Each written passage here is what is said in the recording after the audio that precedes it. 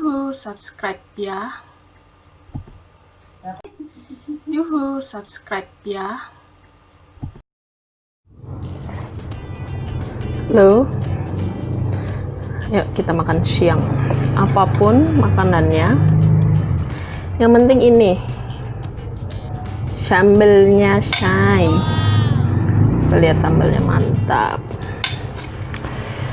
Ini bukan sambal goreng. Ini sambal apa? Ulek. Mantap. Seperti biasa pakai ayam goreng.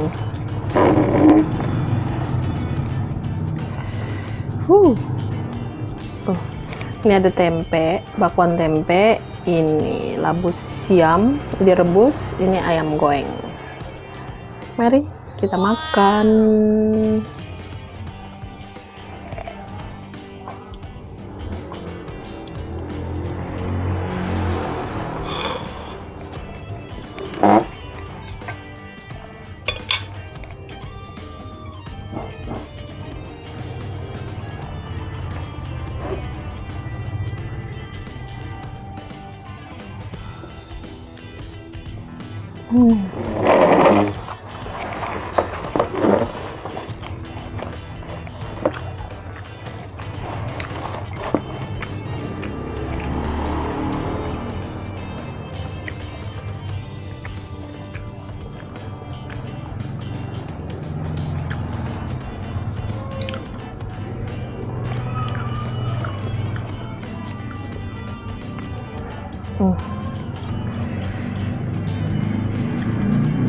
Sambal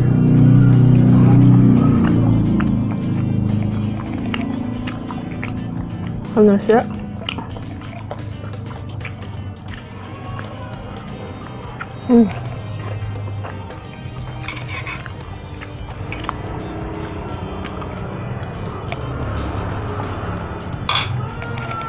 Aduh.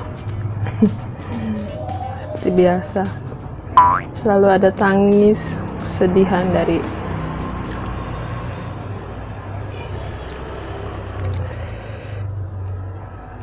pedes bro.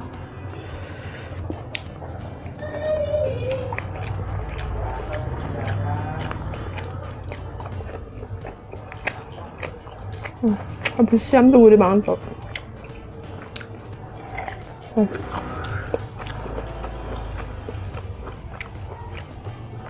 Sambalnya mantep.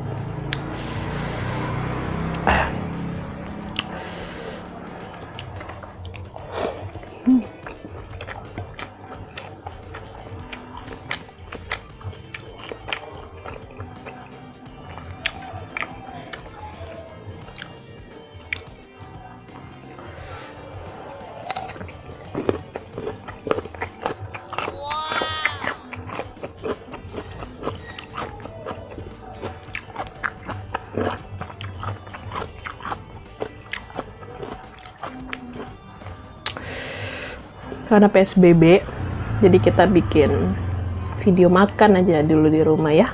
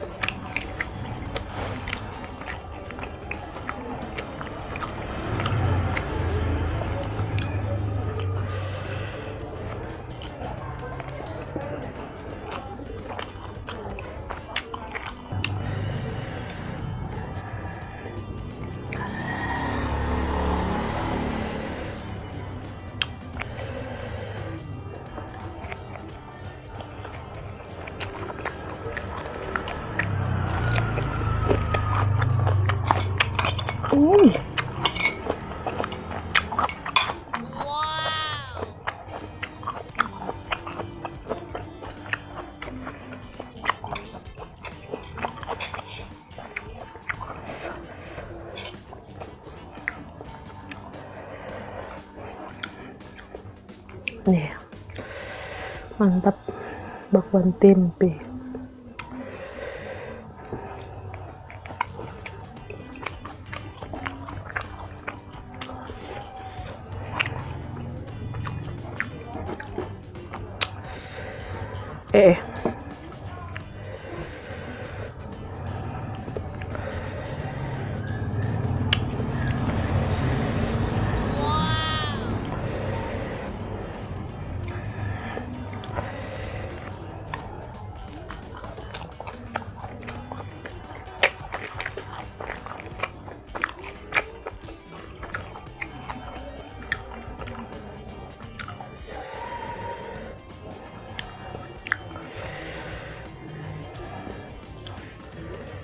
Emang.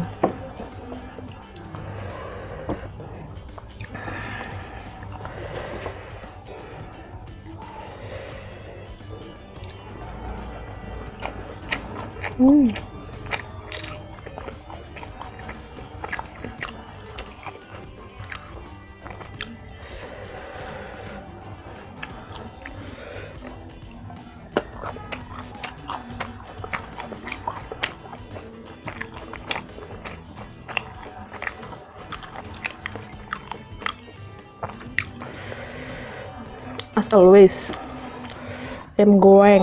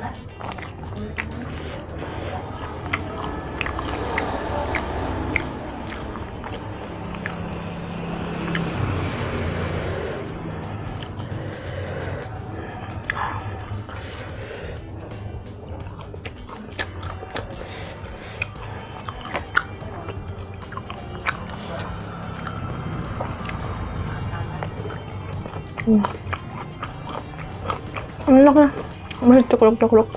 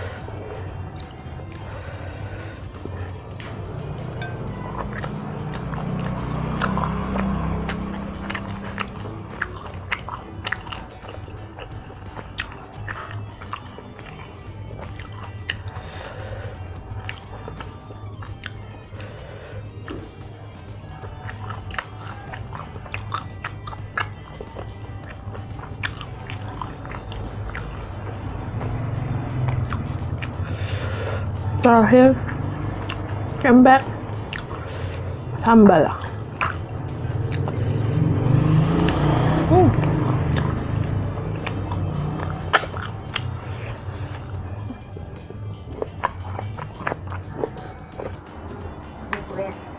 Halo, ini karena banyak yang tanya mengenai cara editnya untuk di video di YouTube itu bagaimana. Hari ini gue mau buat sekalian caranya. Jadi sebenarnya kalau video yang udah diupload di YouTube itu semuanya selalu gue edit dulu sebelum diupload. Kenapa? Karena biar bisa ditambahin efek sound atau yang lain-lainnya gitu. Kalau misalkan abis dari direkam langsung diupload ke YouTube juga bisa kalau memang dirasa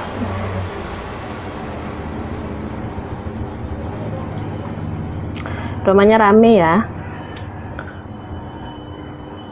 Tuh, ada klakson lah, ada kerenjengan lah. Wah, kalau memang iya, rumahnya di pinggir jalan ya. Jadi rame, kalau di tengah jalan ketabrak.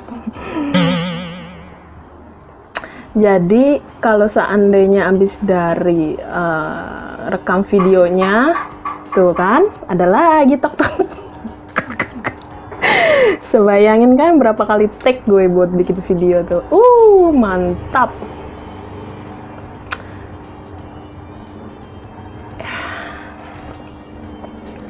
Jadi kalau misalkan abis direkam gitu videonya, terus mau langsung diupload ya nggak masalah kalau memang nggak perlu lagi ada yang diedit gitu. Tapi gue lebih pilih untuk diedit dulu.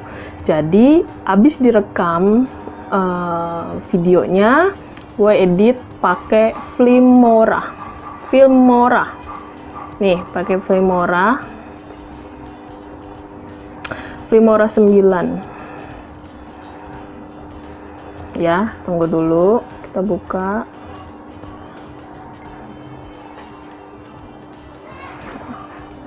Pakai Filmora 9, jadi nanti diedit semua, diliatin per detiknya.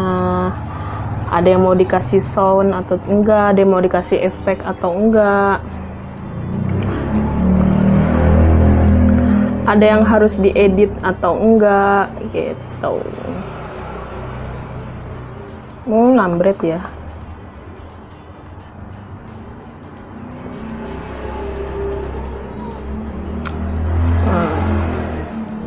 Ini aplikasi editingnya.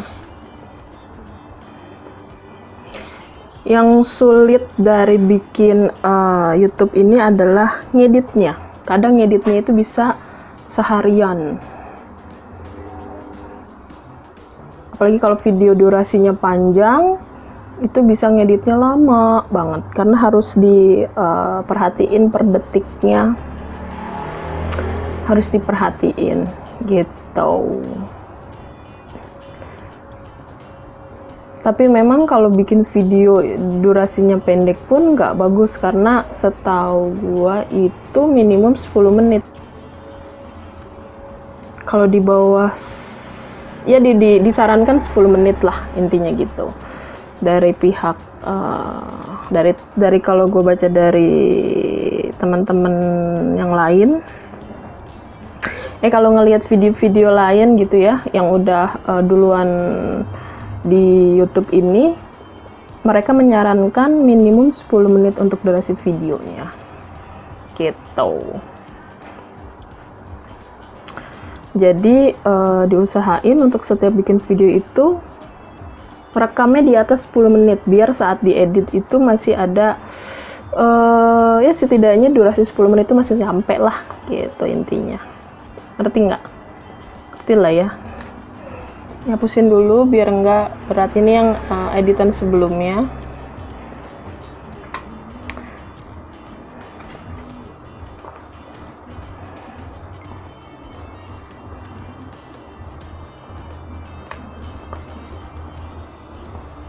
Dihapusin dulu biar nggak lola nih. Ini di sini gue udah siapin beberapa efek. Tuh ada yang wow gitu, ada yang sound effect ketawa kartun nih. Tuh kalau kalian dengar kayak gitu-gitu tuh udah disiapin di aplikasinya. Jadi ini kayak bikin opening itu ya, kita bikin dulu videonya terus diedit, terus tinggal diimport data atau video yang tadi udah direkam, diimport di aplikasinya.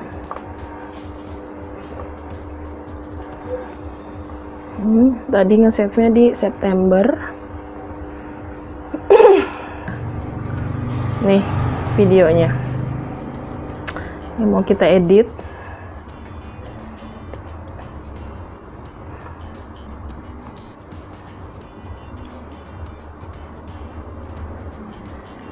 Oke.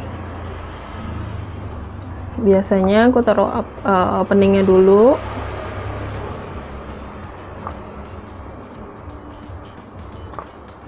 Terus masukin video yang mau diedit. Tinggal diklik, ditekan terus ditarik, pindahin ke sini. Ya. Ada opening, ada video. Terus untuk closingnya taruh juga di akhir. Nah, kayak ini. Gue selalu bikin video itu dengan durasi di atas 10 menit.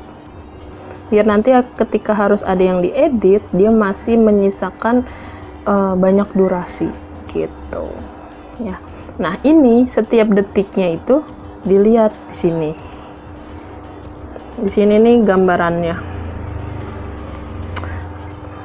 Ya, kita tinggal klik ini, dia muter sendiri. Gila. So. Ya, kita makan siang yang apapun makanannya. Yang penting ini. Nah, di sini kita lihat per detiknya.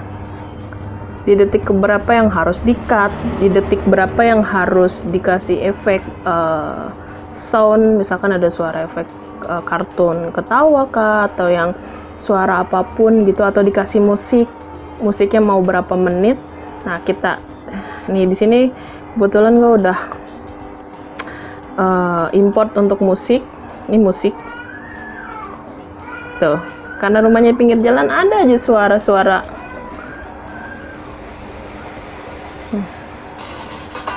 Tuh, itu untuk musik.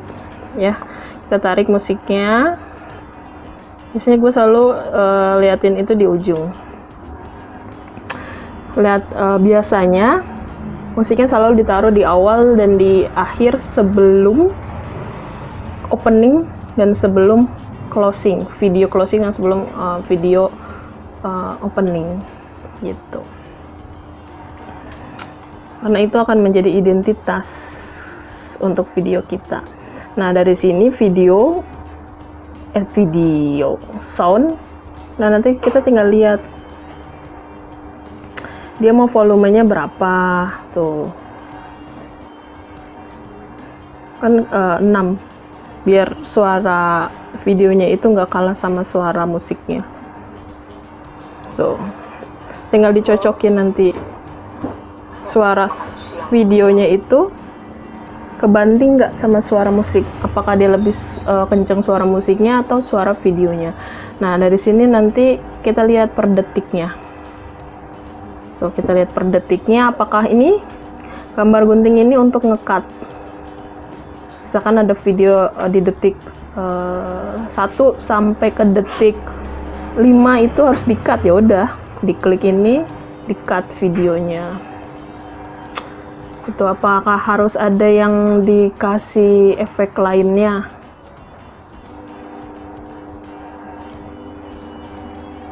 Nih kontrasnya lah, cahayanya, kecepatannya, ini rotasinya, kayak gitu. Itu harus benar-benar diperhatiin biar menarik videonya, walaupun cuman video makan doang gitu. Nah, sebenarnya gue sendiri tuh bukan nggak mau ya, pengennya sih bikin konten yang ada value-nya itu, yang bisa di-sharing, yang bisa ada manfaatnya lah untuk orang lain setidaknya, atau enggak bisa sharing lah kayak gitu, bukan yang sekedar makan terus kalian lihat video makannya, masaknya. Mungkin ada sebagian orang yang belum pernah nih coba masakan ini, mau cobalah, mungkin ada juga yang kayak gitu. Tapi sebenarnya gue sendiri juga pengennya yang bikin video yang ada manfaatnya, yang bisa ada value-nya untuk orang lain kayak gitu. Karena ada banyak ya konten-konten sebenarnya, setiap kreator, kita sebutnya kalau di YouTube itu kreator, yang mereka yang traveling, ada yang mukbang juga ada, ASMR juga ada. Terus ASMR itu sama makan doang, cuman mukanya nggak diliatin, cuman suara kunyahannya aja kayak gitu. Terus ada juga yang dia suka main games, ada yang daily vlog, ada yang family vlog, ada juga yang edukasi gitu ya, dia sharing mengenai misalkan tentang pelajaran atau pelajaran apa aja, matematika ada juga, ada yang bahasa, ada yang dia suka buat tutorial apapun gitu, ada yang kontennya kreatif kayak misalkan dia bisa bikin prakarya gitu, ada banyak sebenarnya. Dan awalnya sih pingin bikin konten yang sharing aja gitu, karena kan pekerjaan gue itu di dunia HR, di dunia HR itu berkaitan dengan psikologi biasanya. Terus bagaimana cara nanganin karyawan, bagaimana ngebaca karakter orang, bagaimana cara bicara dengan orang berdasarkan karakternya, bagaimana ngelihat hasil tes psikotesnya. Bukan nggak bisa ngebaca sih, karena kan memang gue backgroundnya bukan psikolog, dan itu nggak boleh sebenarnya nggak boleh ngetes orang, ngetes psikotes gitu sebenarnya nggak boleh kalau bukan psikolog, dan nggak boleh ngebaca hasil psikologinya. Tapi karena background gue MSDM, manajemen sumber daya manusia, setidaknya karakter karyawan itu sedikit banyak gue pelajarin dan bisa dipraktekkan kayak gitu. Terus gue juga sempat ngebawain training gitu kan, training karyawan, terus interview juga. Dan interview itu sebenarnya banyak cerita mengenai interview yang gue alamin ya. Ada yang lucu, ada yang menyedihkan, ada yang akhirnya dia curhat gitu, ada yang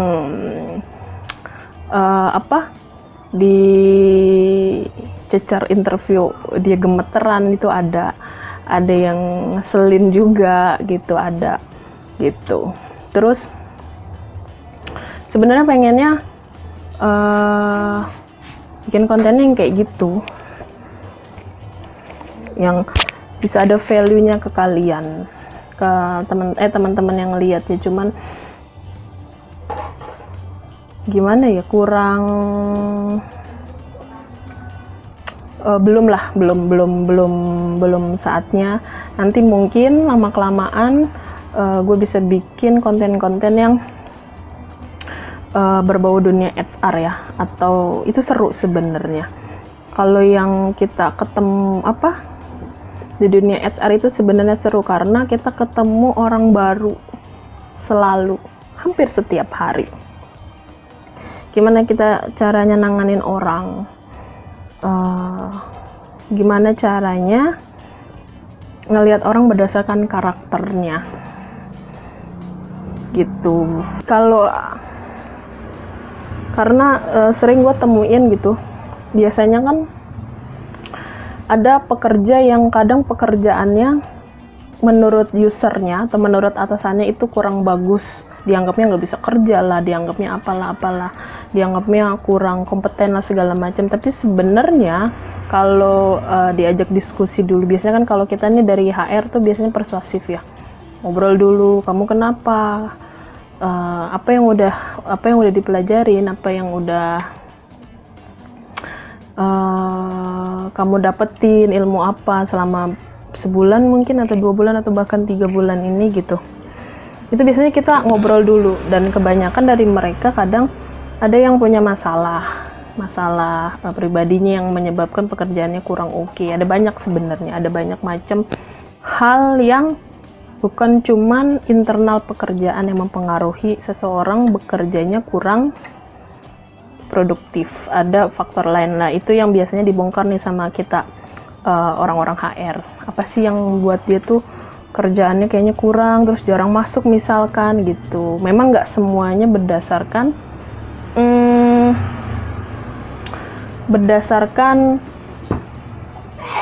permasalahan internal ya. Ada juga yang memang orangnya dablek. Ada juga kayak gitu. Banyak sebenarnya. Seru sekali kalau di dunia HR itu. Ada ketika anak-anak fresh graduate ya, yang baru lulus, ada juga yang orang-orang mikirnya sebelah mata gitu, baru lulus lah gini.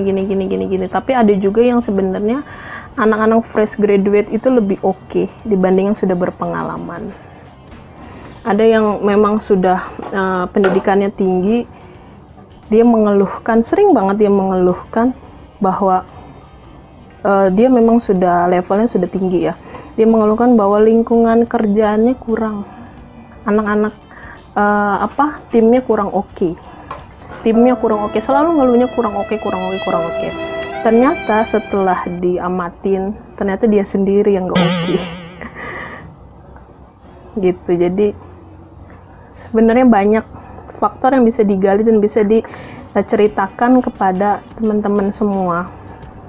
Ada juga kan mungkin yang di kantornya yang kok bos gue kayak gini, kok teman-teman gue kayak gini gitu. Ada banyak yang bisa di-sharing, walaupun memang gue juga belum terlalu kompeten ya, kayak gitu. Atau misalkan bikin konten yang lain. Kalau traveling karena memang kondisinya lagi pandemi kayak gini, agak susah gitu. Agak worry juga, kayak misalkan ke tempat-tempat wisata, terus tempatnya cukup ramai, itu agak serem juga sebenarnya, agak ngeri tempat-tempat yang ramai kayak gitu. Jadi makanya yang lebih aman ya kita video-video ya kadang daily vlog atau video masakan gitu, atau video makan kayak gitu. Kayak gitu, makanya kenapa gue bikinnya videonya makanan terus gitu. Dan itu pun juga sebenarnya ya, bikin video kayak gitu bukan sekedar lu cuman makan doang, ngapain lu videoin. Ya tapi sih nonton aja ya. Ya tapi nonton aja lah dikit. Mana sih, itu modal juga loh, modalnya lumayan. Ya maksudnya setiap kita bikin konten makan di luar juga kan kita harus beli, kita ngeluarin uang, itu kan ada modalnya ya. Kalau kita jalan-jalan kita harus beli tiketnya, biayanya segala macam, itu kan modal. Ya anggap aja lah ini usaha, ngerintis usaha, siapa tahu nanti goal, nanti oke, nanti keren, nanti bagus gitu usahanya. Ya walaupun pernah bikin usaha dan itu tutup, ya udahlah, itu kan pengalaman ya, kayak gitu. Sebenarnya sih kayak gitu. Makanya kenapa videonya kayak gini ya, semoga nanti kita bisa explore untuk kontennya ya. Tadi udah gua kasih tahu aplikasi editingnya itu pakai Filmora 9. Kalau yang mau lihat pakai Filmora 9, bisa juga pakai handphone kok ngeditnya, bisa juga pakai handphone ngeditnya. Ini kalau misalkan nggak punya laptop susah ngeditnya, bisa juga pakai handphone. Ngeditnya bisa pakai handphone, nggak mesti harus pakai laptop gitu ya. Oke, terima kasih yang udah nonton, yang udah subscribe, karena sekarang memang lagi ngejar jam tayang. Terima kasih.